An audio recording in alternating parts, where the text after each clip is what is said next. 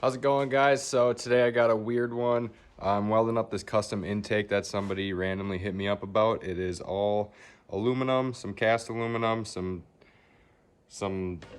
angle iron, a bunch of weird stuff. It's actually an intake for a old satellite. It's kind of weird. I'll flip it around.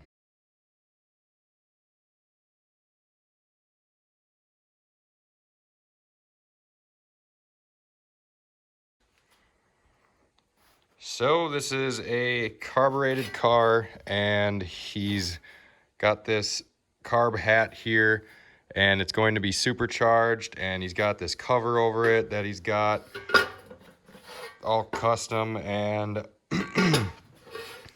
basically these go on the side, and then he's got these that'll be kind of going out sideways for some intake horns.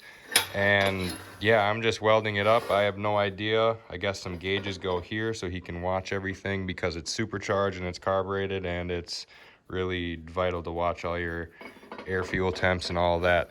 So I'm gonna set you guys up on a time lapse, and we are just gonna weld this out. Some thick stuff. I got some cast on top, and then some big thick, like 61 aluminum angle iron that's like 1/4 inch thick. So Everlast is gonna be doing some work today, but that's no problem.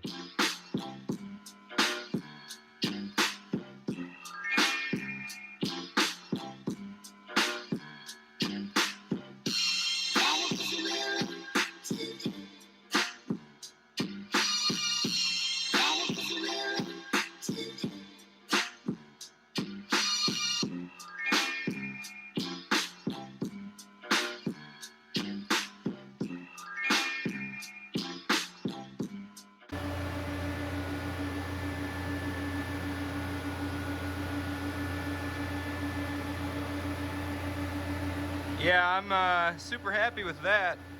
This Everlast throws down. I wouldn't buy anything else for a TIG welder. 100% the reason to buy an Everlast. It just makes sense.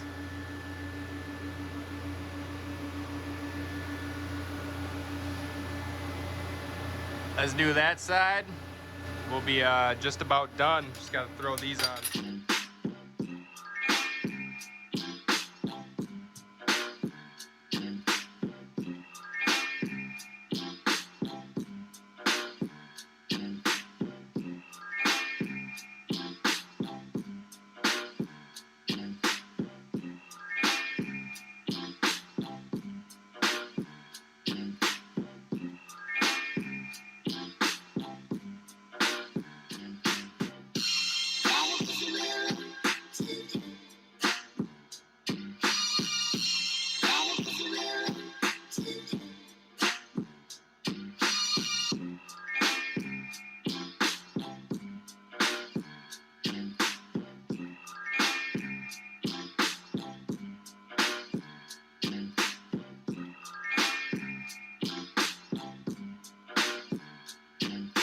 Okay, so I got all these intake things all tacked up here.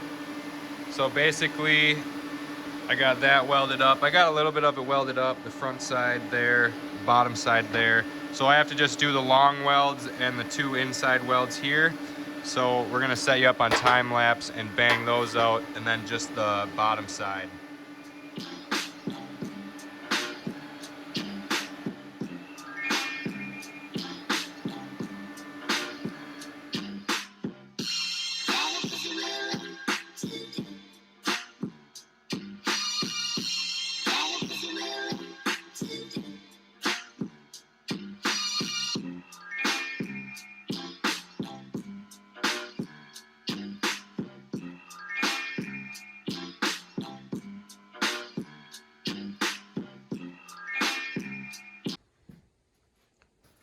All right, this thing is scorching hot, but I got everything welded, bottom side, everything all the way around, tops. I'm stoked with how this came out. That Everlast, quit sleeping on them. Just because you have a Miller, you'll get results like this. Man, I'm stoked.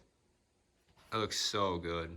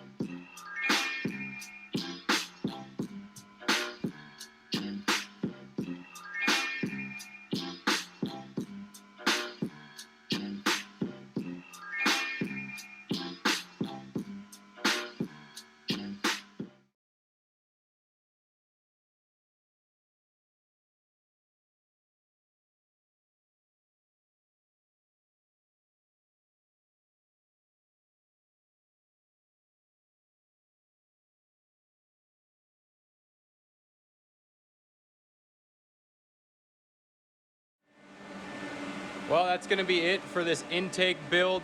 I know there's gonna be a bunch of questions, so I would love if you guys would leave them down in the comments. If you would also hit like and subscribe and share it with your friends, that would be awesome. I'm gonna run through my welder settings right now. Okay, so Everlast 325, as most of you know if you are on the channel already. For the new guys, I have a 300W cooler, a Everlast 325 EXT. We run advanced square wave.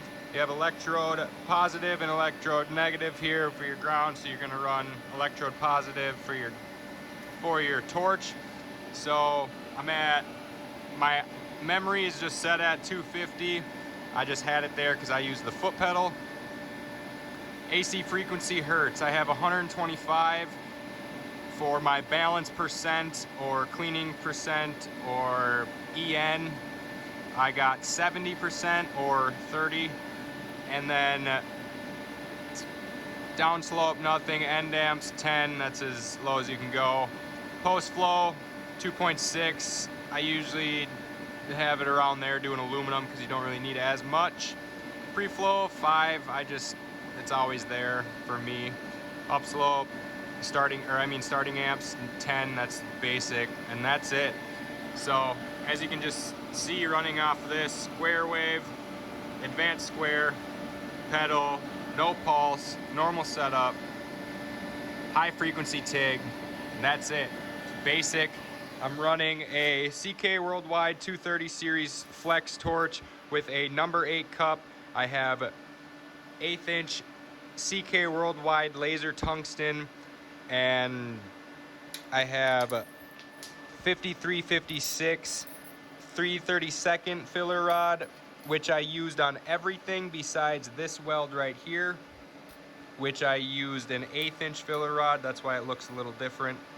I just wanted to fill in that V groove a little quicker and faster, so I used an 1/8 inch. So it's all preference here, guys, whatever you want to do. I would love the questions down below. If you want to see my Instagram account, I try to post a lot more informational stuff. That would be at Jack Fabrication. I'll throw it up on the screen right now. If you would like, comment, subscribe, share this video, I would love that. Peace out.